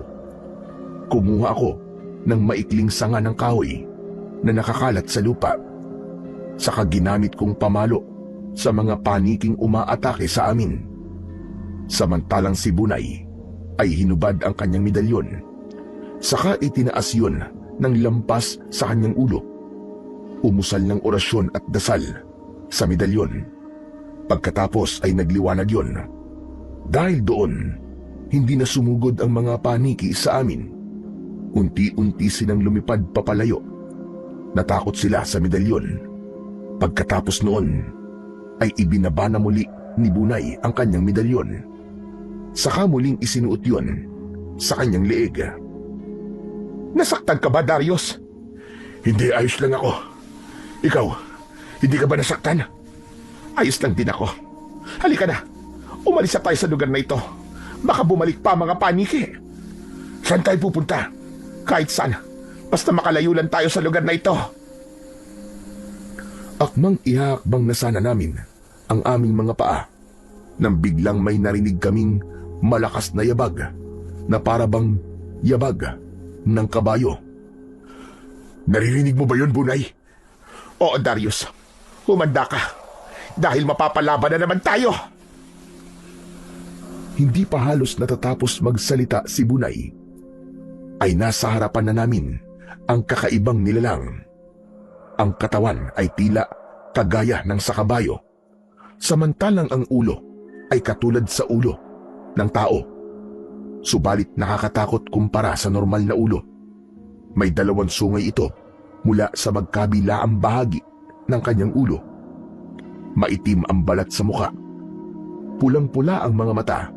Nakakatakot at talaga namang makapanindig ng balahibo. Diyos ko, ano klaseng nilalang yan, Bunay? Tikbalang ang tawag dyan. Tikbalang? Base sa kwento ng mga matatanda, walang sungay ang tikbalang. Subalit bakit ang isa niyan ay meron? Dahil siya'y isinumpa ng pinuno ng mga aswang. Kaya ganyan ang kanyang anyo. Saka nasa ilalim siya ng kanilang kapangyarihan. Kaya nagkaroon siya ng sungay. Matagal ko nang naririnig sa mga kwentuhan sa lungsod ang tungkol sa mga tikbalang. Subalit ngayon lang ako nakakita ng totoong tikbalang. Totoo pala sila. Tumabi ka muna, Darius. Mapanganib ka laban ng mga tikbalang. Sinunod ko ang sinabi ni Bunay sa akin. Lumakad ako sa likuran niya dahil alam ko sa sarili ko na wala akong maitutulong sa kanya sa pagkakataon na yon. Baka makagulo lang ako sa pakikipaglaban niya. Sa kabila ng isipan ko, ay lihim akong humanga sa kanya dahil napakatapang niyang babae. Aminado kong hindi ko kayang gawin ang ginagawa niyang pakikipaglaban sa mga aswang. Mula sa kinatatayuan ko, kitang-kita ko ang napipintong pag-atake ng tikbalang kay Bunay. Subalit si Bunay ay kalmado lang na nag-aantabay sa pagsugod ng halimaw. Inihanda nito ang kanyang sibat. Saka itinutok sa papasugod na kalaban niya. Sunod-sunod ang pagtirang ginawa ni Bunay sa tikbalang. Lahat yun ay tumama sa katawan ng tikbalang. Walang nagmintis, subalit hindi man lang ininda yun ng halimaw. Sa halip, nagpatuloy lang ito sa pagsugod. Isang malakas na sipa ang pinakawalan ng tikbalang laban kay Bunay. Dahil doon, tumalsik siya malapit sa akin na agad ko namang tinulungan upang siya ay makatayo. Ayos ka lang ba? Oo, huwag ka mag-alala. Kaya ko pang lumaban. Tumakbo na lamang tayo. Huwag ka nang lumaban sa kampo ng demonyo na yan. Kahit saan tayo magpunta, susundan niya tayo hanggang hindi niya tayo napapatay. Kaya mas mabuti pa, nalabanan ko na lang siya. Pero baka mapatay ka niya, Bunay. Pag nangyari yon, makakalaya ka na sa ilusyong mundong ito. Hindi ako papayag. Dapat dalawa tayong aalis sa lugar na ito. Walang mamamatay sa atin. Walang magiging sakripisyo. Aba, tila nagbago yata ang isip mo. Biglang gusto mo nang mabuhay tayong dalawa. Kanina lang, hindi ba? Gusto mong iligtas ang sarili mo? Dahil sa nakita kong tapang at determinasyon mong tulungan kami ng anak ko. Paano ko naman mapapayagang mapatay ka ng kampo ng demonyo? Kung ganun, tulungan mo ako, Darius. Anong dapat kong gawin? Sabihin mo lang. Hinubad ni Bunay ang kanyang medalyon. Pagkatapos ay iniabot niya yon sa akin. Kunin mo ito. Pero hindi ako marunong gumamit niyan. Alam ko. Pero meron ako naisip na paraan para matalo ko siya. Ano bang plano mo? Papatamaan ang mata niya gamit at sibat ko. Ikaw ang gagamitin kong pain. Ito ang paraan para matalo natin siya. Ha? Teka. Ayoko. Sabi mo gusto mong tumulong. Duwag ka naman pala. Hindi ako duwag, ano? Kung ganon, isuot mo na itong medalyon. Makakatulong to sa'yo. Bilisan mo na. Papalapit na siya sa atin. Kahit na natataranta ko, sinunod ko ang plano ni Bunay. Sinuot ko ang medalyong iniabot niya sa akin. Pagkatapos, tumayo ako sa unahan niya. Samantalang siya ay nag-aabang ng pagkakataon kung kailan niya maipupukol ang kanyang sibat. Nang akmang tatalon na sana ang tikbalang para ako ay sipain, agad na ikinasa ni Bunay ang kanyang sibat. Tumama yon sa mata ng tikbalang. Dahil doon, nangisay-ngisay siya sa sakit. Bilisan mo, Darius. Umakyat ka na sa likuran niya. Pagkatapos ay hilahin mo ang kanyang sungay hanggang sa matanggal mo yon. Teka, bakit ako? Dahil nasa iyo ang medalyon. Magbibigay ito sa iyo ng lakas. Bilisan mo na. Pagkakataon na natin ito, matalo siya. Kahit nag-aatubili, ay sinunod ko ang gusto ni Bunay. Umakyat ako sa likod ng tikbalang. Saka ko hinawakan ang kanyang mga sungay. Ubod lakas kong hinila yon. Subalit, hindi ko makaya. Sige pa, Darius. Hilahin mo pa. Hindi ko kaya, Bunay. Sobrang lakas niya. Lalong nagpupumiglas ang tikbalang dahil sa ginagawa ko sa kanya. Dahilan para tumakbo ito ng tumakbo ng paikot-ikot. Natataranta na ako ng mga sandaling yon, pero pilit pa rin akong nakahawak sa sungay ng tikbalang. Hindi lang dahil sa gusto kong makuha yon, kundi takot din akong mahulog. Tulungan mo ako! Anong gagawin ko? Sundan mo ang orasyon na bibigkasin ko. Makakatulong ito para mabuhay ang kapangyarihan ng medalyon. Sinunod ko ang sinabi ni Bunay. Binigkas ni Bunay ng malakas ang orasyon na siyang ginaya ko. Hanggang maya-maya pa ay lumabas ang liwanag mula sa suot kong medalyon. Doon ko naramdaman ang kakaibang lakas na ibinibigay nito. Dahil doon, nagkaroon ako ng lakas ng loob at tapang na labanan ang tikbalang. Mas lalo kong hinigpitan ang pagkakahawak sa kanyang sungay. Kahit pa nga halos bumigay na ako. Hanggang lumikha ng malakas na pagtalon ang tikbalang. Sinabayan ko yon upang ibuhos din ang aking buong lakas. Kasabay ng malakas kong pagsigaw ay ang pagtilapon ko sa lupa. Nagpagulong-gulong ako sa aking pagbagsak. Ngunit hindi ko ininda kahit na anong sakit. Dahil sabay ng pagbagsak ko sa lupa ay ang pagkakuha ko ng isang sungay ng tikbalang. Hawak ko yun sa aking kanang kamay. Agad na tumakbo si Bunay. Palapit kung saan ako tumilapon. Nakangiti siyang yumakap sa akin. Nagawa mo, Darius. Nakuha mo ang isang sungay ng tikbalang. Oo, Bunay. Natalo ko siya. Dahil dyan, ikaw na ang Panginoon niya ngayon. Pwede mo na siyang utusan na kahit na ano. Kung gano'n, oras na para makawala tayo sa kapangyarihan ng matandang aswang na yon. Hindi lang yan. Pati ang tikbalang ay nakawala na din sa sumpa ng aswang dahil natanggal mo ang sungay niya. Nagtagumpay tayo, Darius. Dahil sa tulong mo, Bunay. Maraming salamat sa iyo. Dahil yan, sa paniniwala mo at makikinig mo sa mga sinabi ko sa iyo. Minsan, kailangan mo din talagang pakinggan ng iba para manalo ka sa laban. Pasensya ka na, Bunay. Kung palagi akong padalos-dalos ng kilos at palaging emosyon ang aking inuuna. Wala na yon. Ang mahalaga ngayon, ay makaalis na tayo dito. Sige na, utusan mo na siya, Darius. Naging maamo na ang tikbalang at nakatayo lamang. Naghihintay ng iuutos ko sa kanya. Tikbalang, bilang iyong Panginoon, inuutusan kitang ibalik mo kami kung saan kami naligaw kanina. Ibalik mo kami sa lugar malapit sa bahay ng matandang aswang na si Mulong. Yumukod sa harap ko ang tikbalang. Pagkatapos ay ibinaba ang kanyang katawan. Anong ibig niya sabihin, Bunay? Pwede na daw tayo sumakay sa likod niya. Madali naman palang kausap ang tikbalang na ito eh. Ang yabang mo? Bilisan mo na. Iniligtas pa natin ang anak mo. Oo nga pala. Halika na. Inalalayan kong makaakyat sa likod ng tikbalang si Bunay. Saka ako umakyat din. Pumuesto ako sa likurang bahagi. Pagkatapos ay nag-umpisa ng tumakbo ang tikbalang pataas sa lupa. Napapikit ako dahil sa pakiramdam ko ay nasa ulap na kami. Hanggang sa maramdaman namin ang malakas na hangin na parabang itinataboy kami kung saan. Kumapit ako ng mahigpit sa buhok ng tikbalang mula sa kanyang ulo. Ganon din si Bunay.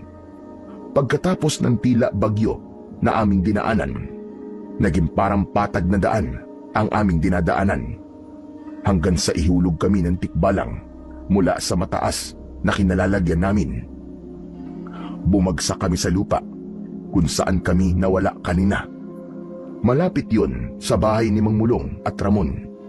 Kahit na mataas ang aming hinulugan, ligtas kaming bumagsak sa lupa nang walang anumang sugat, sakit o gasgas. Tunay na pinangalagaan kami ng tikbalang. Narito na tayo muli sa kagubatan, sa lugar na pamilyar sa atin. Akala yata ng matandang aswang na yon ay hindi tayo makakatakas sa kapangyarihan niya. Humanda siya ngayon dahil babawiin ko na sa kanya ang aking anak. Dahil sa galit na nararamdaman ko para sa mag-amang aswang na yon, agad akong sumugod sa bahay nila. Malakas ang ginawa kong pagsipa sa pintuan nila, kaya agad na bumukas ang pinto at diretso akong pumasok sa loob ng bahay. Nilinga ko ang buong paligid habang tinatawag ang pangalan ng aking anak. Nico, anak ko! Nico! Narito na si tatay! Halika na, Nico! Iginala ko ang paningin ko sa buong bahay, subalit hindi ko nakita ang anak kong si Nico. Wala siya doon. Wala din ang mag-amang aswang. Tanging mga butiking nasa lamesa ng bahay ang nakita ko. Nagtaka ko dahil magkakatabi sila, subalit hindi ko na lang pinansin. Naisip kong lumabas na lang ng bahay. Oh, si Nico! Nasaan siya? Wala siya dito eh. Sa kaya siya posibleng dinala na matandang aswang na yon? Sa dambana nila. Maaaring doon nila dinala si Nico. Nasaan ang dambanang tinutukoy mo? Sa pusod ng kagubatang ito. Naroon ang kanilang dambana. Subalit mapanganib na lumusob tayo doon. Naroon ang lahat ng mga kalahi nila. Kahit na anong panganib pa yan, susuungin ko yan. Mailigtas ko lang ang anak ko. Alam ko ang lugar na yon. Mamayang gabi ang unang kabilugan ng buwan. Kaya marahil ay naghahanda na sila sa pag-aalay. Malapit ng kumagat ang dilim. Kailangan na nating magmadali. Paano tayo makakapunta sa dambanang sinasabi mo? Teka, sandali, Bunay. May paparating. May naririnig akong yabag ng mga paa. Hinila ko si Bunay sa malaking puno sa gilid ng bahay ni Mang Mulong. Tahimik kaming nag-intay sa kung sino man ang darating sa bahay. Maya-maya pa ay nakita ko na ang pagdating ni Ramon. Luminga pa siya sa paligid bago binuksan ang pinto. Saka pumasok siya roon. Nang nasa loob na siya, agad akong lumabas sa punong pinagtataguan namin. Subalit hinila ako pabalik ni Bunay. Ano ba, Bunay? Bakit mo ako pinipigilan? Hindi ka na naman nag-iisip. Huwag kang basta-basta susugod. Si Ramon ang susi para matuntun natin ang damba ng sinasabi mo. Paano kung patibong lang naman pala ang pagdating ni Ramon? Sige nga. E paano kung hindi? Hindi maaaring isaalang-alang ang kaligtasan ng anak ko sa mga pagdududa mo. Hindi ako basta nagdududa lang, Darius. Matagal ko nang tinutugi sa mga aswang na yan. Kaya alam ko na ang mga galawan nila. Kaya pala, sa tagal mo nang pinagpaplanuan silang patayin, hanggang ngayon, hindi mo pa rin sila napapatay. Dahil nga puro ka lang plano at pag-iingat. Ayaw mo sumugal. Dahil buhay ang kapalit ng bawat pagsusugal. Yan ang tatandaan mo, Darius. Kahit pa buhay ko maging kapalit, mailigtas ko lang ang anak ko, ay wala akong pakialam. Sige, kung yan ang gusto mo, sige lang sumugod ka doon. Hindi na kita pipigilan pa. Kahit na anong pigil sa akin ni Bunay, hindi ko siya pinakinggan. Itinuloy ko pa rin ang pagsugod kay Ramon. Pagpasok ko pa lang sa loob ng bahay, naamoy ko na kagad ang malansang amoy ng aswang. Nilinga ko ang buong paligid, subalit hindi ko na nakita si Ramon. Hanggang sa kakaibang likido ang pumatak sa ulo ko. Tumulo ang likido patungo sa aking muka. Halos masuka ko sa baho ng amoy nun. Ngunit pinilit kong payapain ang sarili ko dahil alam kong nagmula ang likido mula kay Ramon. Subalit nagtuloy-tuloy ang pagpatak ng likido. Hindi lamang sa akin, kundi sa loob ng bahay. Dahan-dahan kong iniangat ang ulo ko. Pagtingala ko sa palupo ng bahay, hindi lang si Ramon ang nakita kong nakasabit sa palupo ng bahay na yon. Madami silang mga aswang na gaya niya. Doon ko naalala ang maraming butiking nakita ko sa lamesa kanina. Mga aswang sila na nag-anyong hayop upang hindi namin mapansin ang kanilang pagbabalat kayo. Nangilabot ang buong katawan ko dahil sa bumangong matinding takot. Napatakbo ko palabas ng pinto, subalit nagtalunan ang mga aswang sa palupo ng bahay. Pasugod silang lumapit sa akin. Dahil sa pagmamadali ko sa pagtakbo, hindi ko napansin ang bagay na nakaharang. Natalisod ako doon at bumagsak sa lupa. Tatayo sana ako mula sa pagkakadapa, subalit hindi kaya ng paa ko. May naipit yatang ugat. Mula sa kinaroroonan ko, patakbong lumapit sa akin si Bunay, kahit alam kong naiinis na talaga siya sa akin. Subalit pinilit pa din niya na tulungan ako. Bilisan mo, Darius! Papalapit na sila! Hindi ko kayang tumayo, Bunay. Ang sakit ng mga paa ko. Gamitin mo ang medalyon! Doon ko biglang naalala na suot ko nga pala ang medalyon. Doon biglang lumakas muli ang loob ko para makipaglaban sa mga aswang. Pinilit kong tumayo kahit na nahihirapan ako. Nang ganap na akong nakatayo, hinubad ko ang suot kong medalyon. Pagkatapos ay itinaas ko yun sa ere. Naglabas yun ng matinding liwanag, sanhi, para masilaw ang mga aswang na papalapit sa akin. Unti-unti silang umurong, kasabay ng kanilang paulit-ulit na mga hiyaw. Nakakatakot ang sabay-sabay nilang alulong na tila ba mga asong umuungol. Puro kayo ingay! Lumaban kayo! Huwag kang mayabang, Darius. Dahil kung inaakala mong natalo mo na kami, nagkakamali ka! Sumigaw ng napakalakas si Ramon. Nakakabingi ang sigaw na yon. Dahil sa sigaw na yon, nagkagulo ang mga ibon sa kalangitan. Kasabay ng pag-ihip ng malakas na hangin. Hindi ko matagalan ang sigaw niya. Kaya, naibaba ko ang medalyon. Dahilan para mawala ang liwanag na inilalabas nito kanina. Darius! Tawagin mo ang tikbalang! Makakatulong siya sa atin para matalo ang aswang na ito! Isinuot kong muli ang medalyon. Saka inilabas ko ang sungay ng tikbalang na kanina ko pahawak. Itinaas ko yun, lampas sa aking ulo. Kaibigan Tikbalang, magpakita ka sa akin. Tulungan mo ang iyong Panginoon. Ilang sandali pa ay lumabas ang tikbalang mula sa kawalan. Tumayo ito malapit sa akin. Iniyuko ang kanyang mga ulo. Bago ako sumakay sa likod ng tikbalang, ay nagbilin ako kay Bunay na magtago muna siya. Ako na muna ang lalaban sa mga aswang. Sinunod niya ang inutos ko.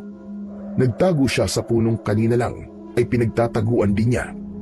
Nang mati akong ligtas na sa lugar si Bunay, inihanda ko na ang sarili ko sa pakikipaglaban kay Ramon at sa iba pang kasama niyang aswang. Paano mo natalo ang tikbalang na yan? Yan ang tikbalang na isinugo ni Ama sa laban. Paanong napailalim siya sa kapangyarihan mo? Dahil malakas ako at makapangyarihan ang medalyong suot ko. Kaya humanda ka. Uubusin ko ang lahi niyo. Papatayin ko kayong lahat ng mga aswang na pumatay sa aking asawa at babawiin ko sa inyo ang aking anak. Hindi mo na mababawi ang anak mo. Dahil sa mga oras na to, inihahanda na siya para sa pag-aalay. Kaya nga ako pinadala ni Ama upang pigilan ka at upang siguraduhin ang kamatayan mo. Dahil sa mga sinabi ni Ramon, nakabuo ako ng plano. Papatayin ko ang mga kasama niyang aswang. Ititira ko si Ramon para maging pain ko sa ama niyang si Mang Mulong. Kailangan maging biyag ko din ang anak niya. Ama, laban sa ama. Habang ako ay naghahanda sa pagsugod, nagpalit ng anyo ang mga kasamang aswang ni Ramon. Naging mga malalaking ibon sila. Mahahaba at matutulis ang kanilang mga kuko. Namumula ang kanilang mga mata at patuloy sa pagtulo ang likido mula sa kanilang bibig. Umpisa na natin ang laban, Ramon. Uubusin ko kayo mga kampo ng demonyo! Sabay ng paglipad ng mga aswang na kasama ni Ramon ay ang pagsalubong naman ng tikbalang na sinasakyan ko. Bawat lumalapit sa amin, malakas na sipa ang pinapakawalan ng tikbalang. Tumatalsik sila sa iba't ibang direksyon, ngunit mabilis din silang sumusugod pabalik. Ang mga likidong laway nila, idinudura nila sa amin. Kapag tumatama yun sa amin, nakakapaso sa balat. Kaya naisipan kong gamitin din sa kanila ang sarili nilang laway na inilalabas. Bawat pagdura nila ay ipinansasalag ko ang hawak kong medalyon. Ang laway nila ay bumabalik sa kanila na parang apoy. Dahil doon, nasusugatan ko sila. Nagpatuloy kami ng tikbalang sa pakikipaglaban hanggang sa lahat sila ay matupok ng apoy na nagmula sa kanila ring sariling mga laway. Kitang-kita ko sa mata ni Ramon ang magkahalong galit at pagkabahala. Nakahanda na sana siyang magpalit din ng anyo bilang ibon, ngunit inunahan ko na siya. Ginamit ko ang medalyon, itinaas ko yun, at muli ay naglabas yun ng liwanag. Kakaibang liwanag na yun, isang pahabang liwanag na tila lubid na gumapos sa katawan ni Ramon, kaya halos hindi siya makagalaw.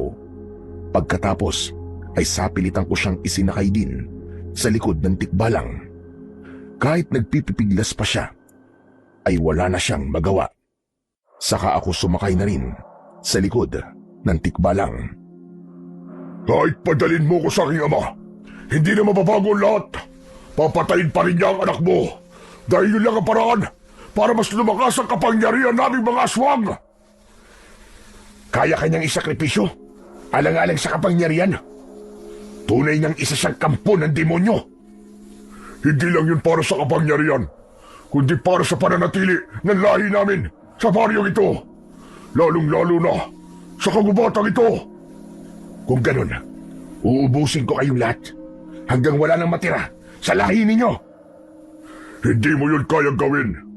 Maniwala ka sa akin. Hindi mo kaya. Walang saysaya makipagtalo pa sa'yo, hayop ka. Halika na, kaibigan tikbalang. Dalhin mo na ako sa kanilang dambana. Hindi na ako makapaghintay na makita ang anak ko at patayin ang lahat ng mga aswang. Dinala kami ng tikbalang sa isang kuweba. Minsan pa ay dumistansya na sa amin ang tikbalang. Pagdating pa lang namin sa bunganga ng kuweba, sinalubong kami ng maraming paniki. Ngunit ako lamang ang sinalakay ng mga paniki. Si Ramon ay hindi. Subalit sa kabila ng pagsalakay sa akin ng mga paniki na yon, mahigpit ko pa ring hinawakan ng lubid na liwanag na nagbibigkis kay Ramon. Hindi niya ako maaaring takasan. Sinabi ko na sa'yo, hindi madali ang pagdadaanan mo. Mailigtas lang ang anak mo. Wala pa nakakaligtas na tao sa kuwebang ito. Oo, yan ay dahil sa mga masasamang aswang na kagaya mo. Hindi dapat kayo nabubuhay pa sa mundong ito. Bago kami naging ganito kasama, naunang maging masama ang mga tao sa amin sa mundong ito. Pinatay nila ang nanay ko. Hindi kami nananakit dati. Tahimik na nabubuhay sa kabundukang ito, malayo sa mga tao. Subalit, mula nang ipatayo ang kalsadang nagdurugtong sa baryong ito patungo sa kabilang baryo, nawala ng katahimikan ang buhay namin. Maraming mga mamamayang tao ang gusto kaming paalisin sa lugar na ito. Pero ito na ang lugar na kinalakihan namin. Ito na din ang lupang minana namin sa aming mga ninuno. Subalit gustong angkinin ng mga tao.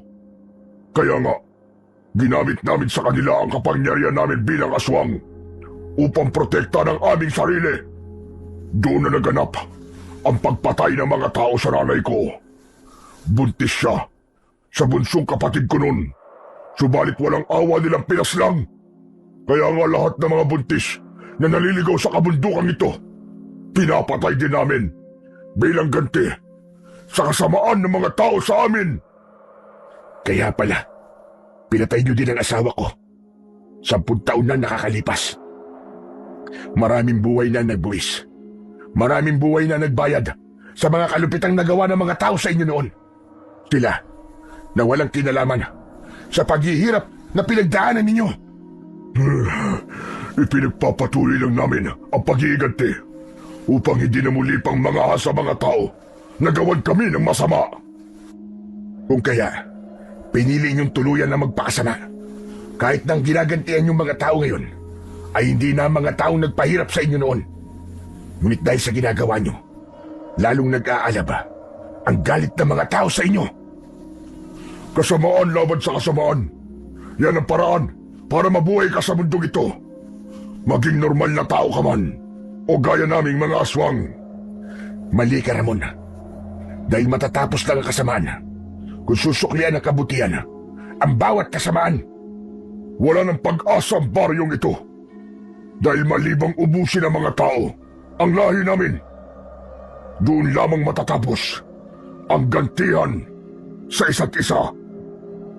Mula sa tagpong yun, ay nagbago ang pananaw ko sa mga aswang na nakalaban ko. Pati na kay Ramon at kay Mang Mulong. Nakaranas din pala sila ng panggigipit at pangaapi, kaya tuluyan silang naging masama. Niyakap ang mga dugong nananalaytay sa kanila. Kung kanina ay gusto ko silang patayin ng walang awa, ngayon ay gusto kong pakiusapan muna sila. Subukan paliwanagan upang magbago ang pananaw sa buhay. Alam kong mahirap gawin yun, subalit susubukan ko pa rin gawin. Upang makalampas kami sa maraming mga paniki, ginamit ko ang aking medalyon. Gamit ang orasyon, ay inutusan ko yon na magbuga ng usok na maaaring makapagpatulog sa kanila. Sinunod naman ako ng medalyon, kaya malaya na kaming nakapasok sa loob ng kuweba. Pagdating namin sa loob, nakahanda na si Mang Mulong upang ialay ang anak kong si Nico. Nakahiga na siya sa ibabaw ng dayami, kung saan sa ilalim nun ay maraming patong-patong na kawayan. Tila walang malay si Nico habang nakahiga sa damba ng kanilang ginawa.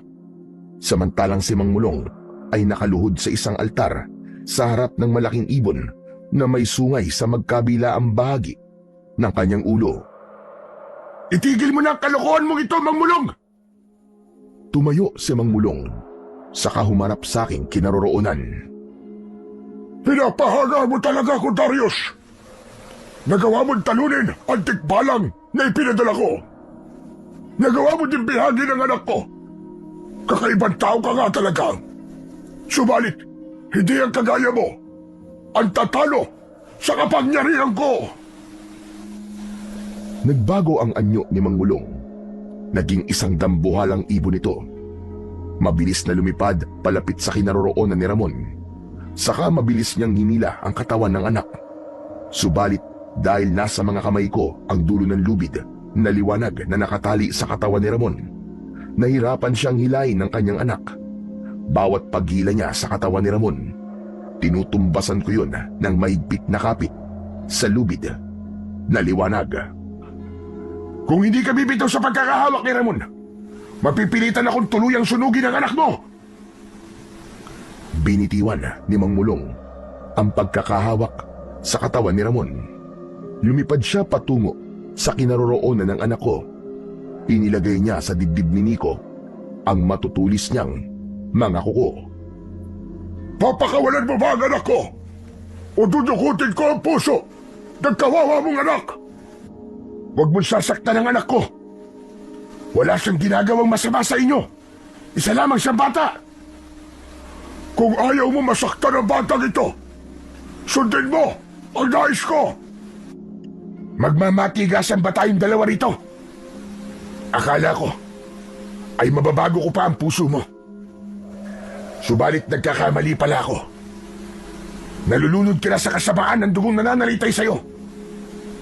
Kaya lalabanan ko na kayo hanggang sa dulo. Sa pagkakataong yun, pinahigpit ko na ng tuluyan ang liwanag na lubid na nakatali sa katawan ni Ramon. Kaya napasigaw siya ng malakas. Nakita ko ang pagkataranta sa muka ni Mang Mulong, sapagkat kahit anong pagbabanta niya, natitiyak kong hindi pa niya maaaring saktan ang anak ko hanggang hindi pa ganap na bilog ang buwan. Kaya may ilang oras pa akong nalalabi para puksain silang lahat.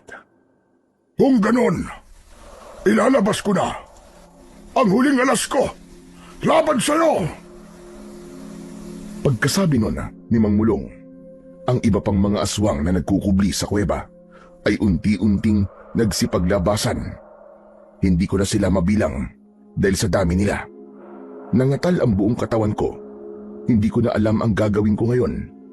Kahit na may kapangyarihan ng medalyon, hindi ko kayang lumaban sa kanilang lahat. Dito, lumapit sa akin ang tikbalang. Tila ba meron itong gustong ipahiwatig sa akin. Kinuha niya ang aking isang kamay, saka dinala yon sa kanyang isa pang sungay na naiwan. Nang mahawakan ko ang kanyang sungay, bigla itong natanggal sa kanyang ulo. Dahil sa pagkagulat ko, ay nabitiwan ko ito. Ngunit pagbagsak sa lupa ng sungay ng tikbalang, ay naging isang umaapoy na latigo ito. Hinawakan ko ang latigong apoy, subalit hindi ako nakaramdam ng kahit anong init. Doon ko naisip, ito ang kapangyarihang ibinigay sa akin ng tikbalang. Dahil dito, binitiwan ko na si Ramon. Nawala na rin ang liwanag na lubid na gumapos sa kanya. Dahil mas makakalaban ako sa kanilang lahat kung wala akong inaalalang hawak sa aking mga kamay. Mabilis na tumakbo si Ramon sa kinaroroonan ng kanyang ama. Ako naman ay mabilis na umakyat sa likod ng tikbalang habang tangan ko sa aking kamay ang latigong apoy. Determinado kong ubusin sila bago pa sumapit ang itinakdang oras ng pag-aalay nila sa anak kong si Nico. Subukan niyo lumapit sa akin, mga pangit na aswang! Susunugin ko kayong lahat! Lahat ng takot ko ay nawala. Ang gusto ko lang ay makatakas at mailigtas ang anak ko. Isa-isang lumapit sa akin ng mga aswang, ngunit sa bawat pagsalakay nila, pinapatamaan ko sila ng latigong apoy. Dahil doon, unti-unti silang nasunog hanggang sa maubos ang lahat ng mga kampon ni Mang Mulong. Akala mo siguro ay nagtagumpay ka na nang paslangin mo ang lahat ng mga kalahi ko. Sa sandaling maialay ko ang dugo ng anak mo, muli silang mabubuhay. Kaya nga, hindi nyo na kami mapupuksa sa baryong ito. Hindi ako papayag na mauwi sa wala ang lahat ng paghihirap ko. Lalabanan ko kayo hanggang sa dulo, hanggang sa maubos ko kayong lahat. Hindi nyo na magagamit ang anak ko laban sa kasamaan nyo. Pinalo ko ng latigong apoy sina Mang Mulong at Ramon dahilan para tumilapon sila ng malayo. Sinamantala ko ang pagkakataon na yon upang lapitan ang anak ko. Bumaba ako sa likod ng tikbalang, sa kabinuhat ng anak ko. Iniligay ko siya sa ibabaw ng likod ng tikbalang. Nagkamalay na noon si Nico. Sinabi ko sa kanya na sumunod na lang muna sa lahat ng sasabihin ko. Pinahawak ko siya sa buhok ng tikbalang upang hindi mahulog. Pagkatapos ay inutusan ko ang tikbalang na dalhin ang anak ko sa ligtas na lugar. Hindi maaaring makatakas ang alay, Ramon! Habulin mo ang tikbalang! Bago pa makasunod si Ramon sa tikbalang, ginamit ko ang latigong apoy upang pigilan siya. Iwinasiwas ko yun, ngunit hindi ko siya napuruan, kaya nakasunod pa rin siya sa tikbalang. Hindi mo kami matatakasan, tikbalang! Hindi magawang lumapit ni Ramon sa anak ko dahil sinipa siya ng tikbalang. Samantalang si Mang Mulong ay hindi ko na malayang nakalapit na pala sa akin. Sinakmal niya ako at unti-unting bumaon ang matatalas at matutulis niyang mga kuko at ngipin sa akin. Bitiwan mo ko! Hayop kang aswang ka! Hindi maaari! Kumakatakas ang anak mo! Ikaw ang iaalay ko sa dambana kapalit niya! Hindi maaaring maputol ang seremonya sa kabilugan ng buwan! Walang hiya ka talaga, Mang Mulong. Hindi na lang dahil sa pagganti mo sa mga taong dahilan ng iyong pagpatay, kundi binalot ka na rin ng itim na kapangyarihan at kasakiman. Tama ka, Darius. Talagang nagagawa namin mag-alay ng dugo ng tao sa dambana. Mabubuhay at mabubuhay kami. Babalik ang lakas namin sa pagiging bata, kaya walang hanggan ang magiging buhay namin. Gusto mo ba talaga ng kapangyarihan? Heto, ibibigay ko sa iyo. Hinubad ko ang suot kong medalyon, saka isinabit ko yun sa liig ng aswang na si Mang Mulong. Dahil sa tindi ng init na ibinibigay ng medalyon, hindi yun nakayanan ng matandang aswang. Dahil sa malakas na sigaw ni Mang Mulong, itinigil ni Ramon ang paglapit sa tikbalang na sinasakyan ng anak ko. Sa halip ay pumunta siya sa kinaroroonan ng kanyang ama. Nang mga sandaling yun, ay nakahanap ako ng pagkakataon para tuluyan ng wakasan ang buhay ng mag-ama. Itinali ko sila ng sabay gamit ang latigong apoy na aking pinahaba. Dahil sa medalyong nakasabit sa leeg ni Mang Mulong, ay hindi na mapalagay ang matandang aswang dahil tumitindi ang taglay na init nito. Kaya kanilang naramdaman na unti-unting nasusunog ang kanilang katawan. Nang makita kong nilalamon na ng apoy ang mag-ama, patakbo akong nagtungo sa kinaroroonan ng tikbalang. Dahil nakita niya ang nakaambang panganib sa akin, hindi agad ito umalis at hinintay ako. Pagkatapos ay isinakay din niya ako sa kanyang likuran. Agad ko siyang inutusan upang umalis na kami. Mabilis ang naging pagtakbo ng tikbalang papalabas sa bunganga ng kuweba. Lumalaki na ang apoy at malapit nang lamunin ang buong kuweba. Kaya mula sa likuran ko ay dama ko ang ibinubugang init. Kaibigan tikbalang, bilisan mo pa ang takbo. Malapit na tayong abutan ng apoy. Mabilis ang ginawang pagtakbo ng tikbalang hanggang sa makalabas na kami sa loob ng kuweba. Kasunod nun ay ang pagguho ng mga bato hanggang sa tuluyang masarahan ang lagusan ng kuweba. Mula sa aking kinaroroonan, nakarinig ako ng pagsabog sa loob ng kuweba. Kasunod nun ay ang malakas na sigaw ng mag-amang Mulong at Ramon. Malakas na sigaw hanggang sa unti-unting humina, hanggang sa mawala ng tuluyan. Wala na ang mga aswang. Wala na din ang medalyon.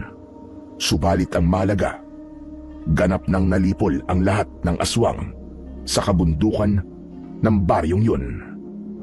Ligtas nang makakadaan sa lugar na yun ang mga tao kahit na maligaw pa sila ng daraanan. Pagkatapos ng mga nangyari, ginising ko na ang anak ko. Sakay siya sa likod ng tikbalang. Bumalik kami sa kinaroroonan ni Bunay. Doon ay isinalaysay ko ang ginawa kong pakikipaglaban sa mga aswang. Hindi ko inaakalang isang nilalang na naligaw lang ng daan ang makakapaslang sa mga aswang sa baryong ito. Ako man ay hindi ko din inaakala na mangyayari to sa akin. Pinagtagpo tayo ng tadhana at ang mga nangyari sa nakaraan dahil bahagi yun ng kasalukuyan para tapusin ang kasamaan na nasa paligid lamang. Salamat sa panibagong buhay na ito, Darius. Ngayong wala na ang mga aswang sa lugar na ito, maaari bang sumama ka na lang sa amin sa Maynila? Kailangan ni Nico ng isang inang gagabay sa kanya. Aba, ayoko nga. Mainitin ang ulo mo sa laging padalos-dalos ng desisyon. Ayoko ng ganong kasama. Promise, Bunay. Magbabago na ako. Pag-iisipan ko. Kahit na hindi direktang sumagot si Bunay sa akin, alam ko sa puso ko na pumapayag na siya. Kailangan lang namin ng konting panahon para makilala ang isa't isa. Dahil kung bubuksan kong muli ang puso ko para sa pagmamahal, siya ang pipiliin kong mahalin. Dahil alam kong totoo ang pagmamahal na ibibigay niya sa anak ko. Hindi naman siguro babangon sa hukay ang nasira kong asawa kung natutunan ko na ding mahalin ang nakababata niyang kapatid. Alam kong magiging masaya din siya para sa amin. Sa buhay natin, minsan din tayong naligaw na landas, nakagawa ng mga maling desisyon sa buhay. Kung minsan ay nadadala ng emosyon sa bawat desisyong ating ginagawa. Kung kaya minsan ay naghahatid ito sa atin sa kapahamakan. Subalit ganun pa man, sikapin nating itama ang bawat maling nagagawa natin sa buhay. At naging masama man ang ibang tao na nasa paligid natin o nakakagawa ng kasalanan sa atin, piliin pa rin nating magpatawad at maging mabuti sa kanila. Dahil ang kapanatagan at kapayapaan ay makakamtan lamang sa paggawa ng kabutihan.